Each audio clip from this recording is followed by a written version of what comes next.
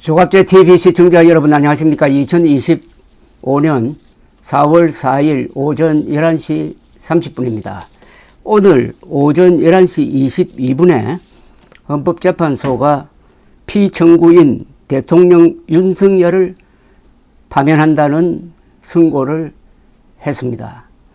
윤석열 대통령이 이제 전 윤석열 대통령이 되었습니다. 그리고 아마도 오는 6월 3일 조기 대선이 치러져서 새로운 대통령과 새로운 정부를 구성하게 되었습니다. 대한민국이 아주 짧았지만은 아주 어두웠던 터널을 통과를 했습니다. 대한민국이 헌법의 이름으로 민주공화국을 지켜냈습니다. 오늘 문형배 헌법재판소장 권한대행은 한 20분 정도 선고문을 읽었습니다. 그 한마디 한마디가 교과서에 실릴 정도입니다. 저는 한국판 마그나카르타, 대한민국 민주주의와 법치주의의 대장정이 될 만한 문서가 나왔다고 평가를 합니다. 선고 요지는 이러합니다. 헌법재판소의 의견입니다. 일치된 의견입니다. 8대0 전원 일치 윤석열 대통령 파면 결정입니다. 이것은 상식 있는 사람이면은 법학도가 아니라도 예상되었던 결과입니다. 계엄 선포는 헌법재판소가 법률 위반 여부를 심사할 권한이 있다고 했습니다. 탄핵 소추가 일사부재의 원칙에 위반된다는 것은 윤석열 대통령 측의 주장이었는데 그것은 이유가 없다 부정했습니다. 내란죄 철회 변경이 허용된다고 판단을 했습니다.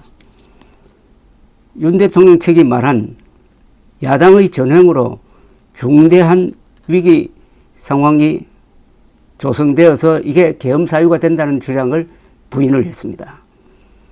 국회가 계엄 전까지 22회 탄핵을 하고 계엄 선포 당시에는 검사, 방통위원장 탄핵 절차가 진행 중이었지만은 이것은 계엄 요건인 전시, 사변, 그에 준하는 국가 비상 상황은 아니라고 판단을 했습니다. 계엄 당시 국회가 중대한 위기 상황을 현실적으로 발생시켰다 볼 수 없다고 했습니다. 즉 국회가 정부를 견제하기 위한 탄핵 또는 법률 통과 이런 게 윤석열 대통령으로 하여금 비상계엄령을 선포하지 않으면 안 될 정도의 위기 상황을 만든 것이 아니라고 했습니다. 부정선거 의혹만으로 중대한 위기 상황이 발생했다고도 볼 수 없다고 했습니다. 경고성 호소형 계엄 주장은 받아들일 수 없다고 했습니다. 계엄 선포 관련 국무회의 심의가 제대로 이루어졌다고 보기 어렵다고 했습니다.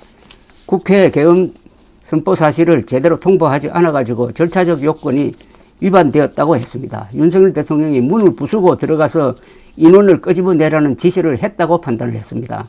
김명현 국방장관이 필요시 체포 목적으로 14명의 위치를 확인하라는 지시를 내렸다고 판단을 했습니다. 군인과 시민이 서로 대치하게 만들었는데 이것은 국군의 정치적 중립성을 침해하고 국군 통수권을 위반한 것이라고 했습니다.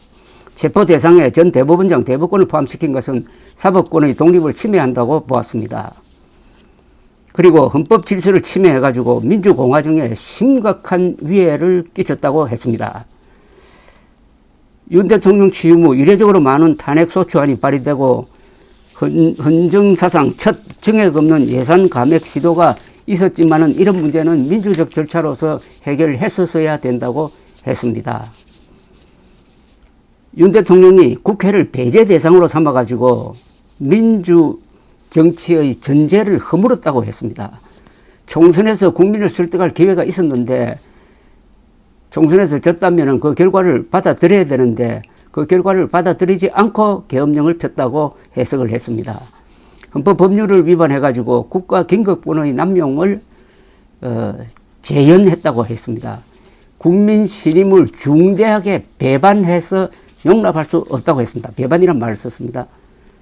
파면으로 얻는 이익이 국가적 손실을 압도한다고 했습니다. 그리하여 재판관 전원 일치로 피청구인 윤석열을 파면한다고 했습니다. 그 마지막 문단을 하나 소개를 해드리겠습니다.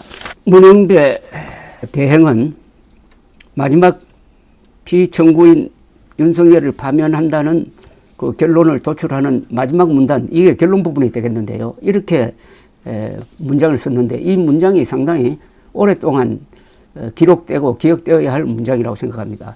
피청구인은 국회의 권한 행사가 다수의 횡포라고 판단했더라도 헌법이 예정한 자구책을 통해 견제와 균형이 실현될 수 있도록 하였어야 합니다. 피청구인은 취임한 때로부터 약 2년 후에 치러진 국회의원 선거에서 피청구인이 국정을 주도하도록 국민을 설득할 기회가 있었습니다. 그 결과가 피청구인의 의도에 부합하지 않더라도 야당을 지지한 국민의 의사를 배제하려는 시도를 하여서는 안 되었습니다. 그럼에도 불구하고 피청구인은 헌법과 법률을 위반하여 이 사건 계엄을 선포함으로써 국가 긴급권 남용의 역사를 재현하여 국민을 충격에 빠뜨리고 사회, 경제, 정치, 외교 전 분야의 혼란을 야기하였습니다. 국민 모두의 대통령으로서 자신을 지지하는 국민을 초월하여 사회 공동체를 통합시켜야 할 책무를 위반하였습니다. 공격을 동원하여 국회 등 헌법기관의 권한을 훼손하고 국민의 기본적 인권을 침해함으로써 헌법수호의 책무를 저버리고 민주공화국의 주권자인 대한민국 국민의 신임을 중대하게 배반하였습니다. 이 대목입니다.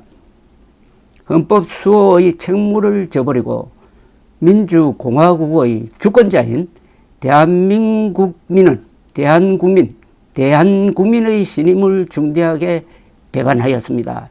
결국 피청구인의 위헌 위법 행위는 국민의 신임을 배반한 것으로 헌법 수호의 관점에서 용납될 수 없는 중대한 법 위반에 해당합니다.